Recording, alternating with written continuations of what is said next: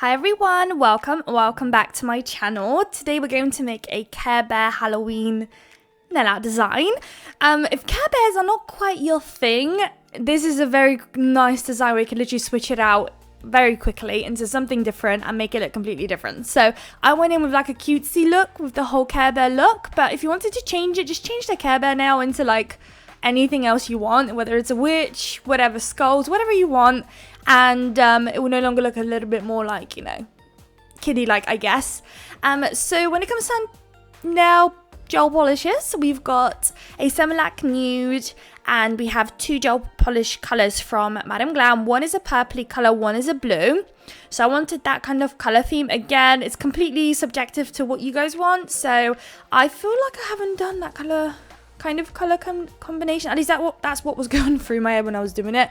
But I mean, I have very bad memory, so I might have already done that on the channel recently. But at the time of creating this design, I thought, oh, I have not done those two colours together. Let's try it out. Especially this purple. I feel like I only used it once and I haven't used it since. You can definitely see the difference in consistencies between the two. The blue is way more opaque, as you can see with the one coat. The purple is a bit more sheer, but in a way, it kind of helped with the blend of creating the ombre.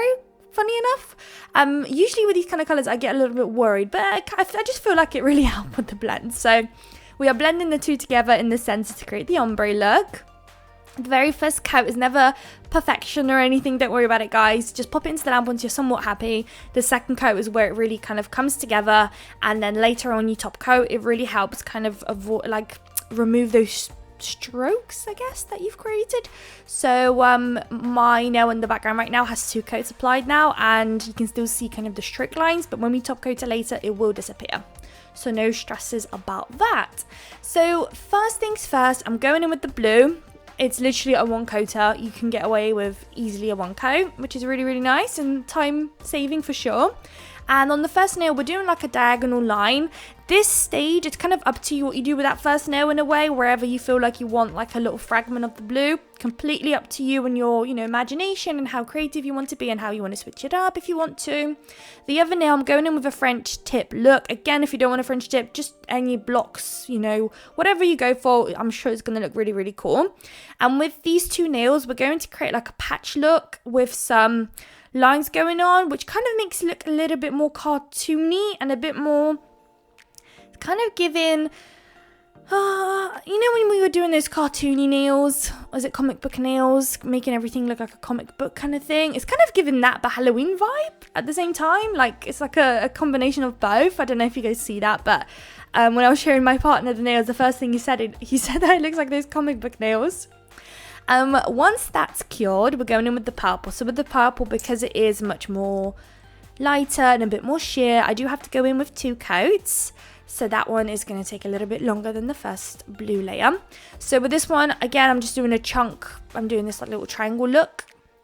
And then the other nail doesn't have any chunks, but we are going to do these squares. So we are going to do one purple square on the blue part and then a blue square on the purple part on this nail. I don't actually include the footage of me doing the blue square.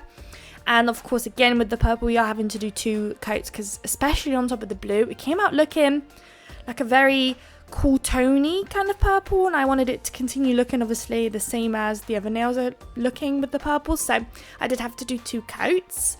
But for this nail here, we're going to do two, one at the bottom and then one a bit higher up. Then once I'm happy, of course, in the lamp that goes, another coat's being applied in the lamp again. Then at that stage, we are ready to do some outlines with some black nail art gel. So I am using the Madam Glam nail art gel in the black shade, and that just helps me just kind of have to do it once, because as you all know, black is quite hard to cure, so you don't want to be using you can, it's just that with regular gel polish, if you want to do a much more opaque looking line, normally you do that with just applying a thicker layer, but with a thicker layer it comes with the risk of it not being not curing very well under the lamp and having wrinkling. So to avoid that and just make your life easier, use some nail art gel. It's the Madam Glam one, I can't rave highly enough. I love the consistency. I do like the Glitterbell ones too, but I just feel like the Glitterbell ones feel like they were created with a different purpose in mind. As much as they work as a nail art gel, it just feels like they are a lot more thicker in my opinion, a lot more harder to work with. They're still amazing and I absolutely love them. I'll be still purchasing them. It's just there's obviously always going to be certain brands that just make your life a little bit easier to work with, etc. And with the Glitterbell ones, I feel like they were also created in humongous pots because the idea was that you're supposed to use that as like, I think like a one coater on a full nail, like if you were to use a regular gel polish, but replace that with those Glitterbell Unbelievable gels. So I think that was kind of their intention, and then along with that it kind of works as a nail art gel too, so you could use it that same way. But the Madam Glam ones were specifically made for art because they come in a little pot. You're only really meant to take out a little bit at a time, and it honestly takes you a very, very long way, which is really nice. So here I did the outlines of the squares and the, lines and all sorts, and I'm doing some stitching on the smile line here. Once I'm happy, I will pop that into the lamp for a cure. Now at this stage, we're ready for some stamping. Nothing too crazy. First nail is getting some spider web with a spider hanging off of it at the top there. And then the next nail is going to have a heart spider web look. I'm going to colour in the centre of the heart to really make that pop. And I was trying to find the closest purple stamping polish that I have. It's not perfection, but it's close enough in that kind of colour range that it ended up looking alright. So right now it might look very similar with the background purple, for example, but when I go ahead and stamp it, of course we're stamping on a darker shade, so the blue, so it did alter the colour slightly, but luckily it's not enough where it's like sticking out like a sore thumb, which is good. Once that gets stamped later on, right now we're not stamping because I'm waiting for that heart to dry. I have so many times coloured something in, didn't wait long enough, and I stamped it and it literally just squished it all because it was just too wet, and I ended up squishing it all over the place, and I've just lost like what it was supposed to look like, if that makes sense. So very important that you wait.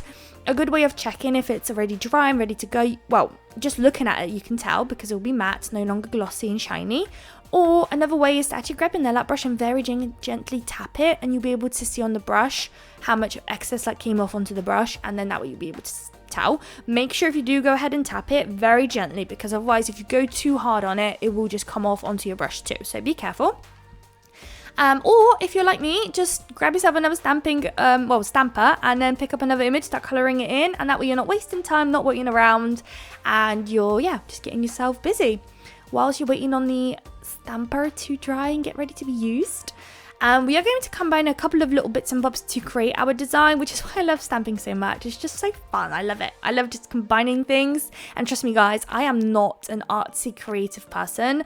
I do find stamping, as in like combining things together, difficult. I do try and come out of my comfort zone. Like today I try, it doesn't always work out, and a lot of the time you guys don't see all the failed attempts in the background that I go through to get a certain design. So today's design might have not come out, I might have not just literally sat down and made it. It could have taken me 3, 4, 5, 6 attempts to make it perfect. So don't think that I'm like, any crazy good artist at nails or anything like that. Nope. I feel like I'm still pretty like not advanced in a way, I don't know. But stamping plates have definitely helped my creativity and sparked a lot of ideas too, especially since obviously I do so many art designs on the channel.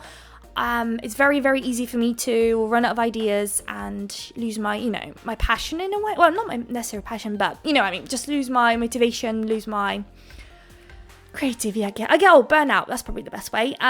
And with stamping plates, it just literally, the stamping plate is a Halloween Care Bear one. That's your title. Here it is. That's your design that you're working on. It's going to be a Halloween Care Bear design. And there would also be never ever a way of me hand doing a Care Bear design. I can already tell you that without, I don't know, another 3 years of practice. I'm sure I have tried here and there some hand done nail art, like character, but it's not been very good. It wasn't tragic, but it definitely needs some work, and I'm willing to put in the work, but I'm just so busy and I just love creating, and I'm sometimes impatient. I just want something to come out nice now and not in like 6 months, if you know what I mean. So yeah, in the background I'll keep testing out my nail art skills and trying out, and maybe one day we'll turn into like a super advanced channel. But for now, I love my stamping plates, so using them wherever I need to, do some characters or anything like that I can't do, with hand done art, because there's absolutely no way I would have hand done that spider web heart, for example. Just no way.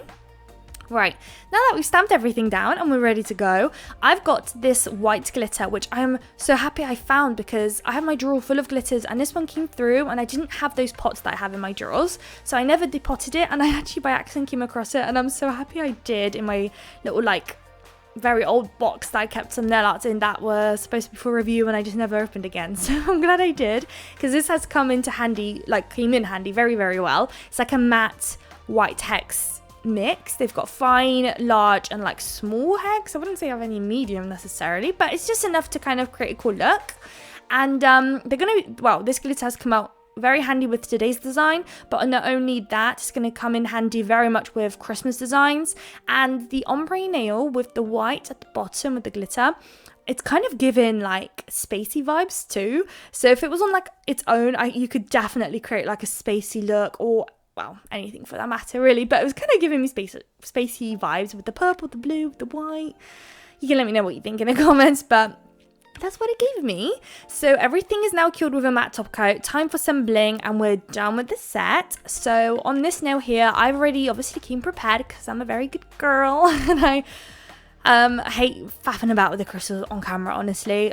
Recently I've just been very prepared with my crystals basically. I just, especially because all my crystals are like mixes, different size mixes, so recording and trying to figure out which crystal plate, size I need and digging for it, it's just a pain. So prefer to do it off camera and have it ready. But I am also very clumsy, so you don't even know the amount of times I've had it on my plate and I nudged it and I just ruined the whole layout that I've already created myself. Absolutely painful, but I do it way too many times. Like, I'm so clumsy. I just do everything so fast and I don't think about it, and yeah. So right, here is the final crystal placement. Just a combination of AB crystals with a bow in the center. That'll go for a cure, of course, and that will complete today's design. I'll pop it onto my stand, and then here are the final results. I hope you guys liked it. If you did, please don't forget to like, comment and subscribe, and I'd love to see you all in my next video. Bye guys.